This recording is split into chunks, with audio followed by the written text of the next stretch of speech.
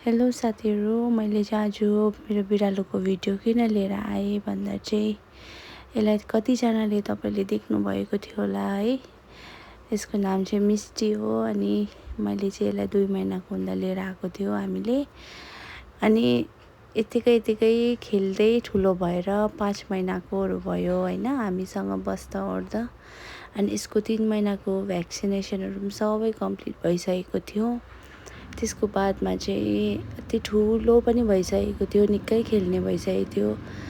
अनि यति साह्रो यसले चाहिँ हामीलाई माया दिइसकेको थियो क्या।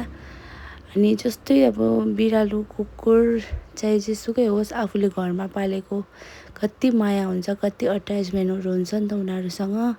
अनि अस्तिको दिन चाहिँ यसलाई 2-3 दिन पुरा बाहिर निस्किबस्थ्यो। अनि कुकुरले खाइदिएछ है, तर मैले चाहिँ देखिनँ होइन। मेरो बहिनीले देख्यो, बहिनी त रुको धन्न मैले चाहिँ देखिनँ। म त्यस्तो हेर्नु पनि सक्दिनँ। अन्त यसो हेऱ्यो मेरो भिडियो, यसको भिडियो थियो नि त मेरोमा। अन्त त्यही भएर चाहिँ एउटा मेमोरिज हुन्छ भनेर चाहिँ मैले अपलोड गरेको यो भिडियो है। अनि कुकुर बिरालो मरेपछि त मान्छेको जुनी ल्याउँछ भनेर भन्छ। अनि अर्को जुनी चाहिँ अब मान्छेकै लिएर आओस् होइन। We all gonna miss you, Misty.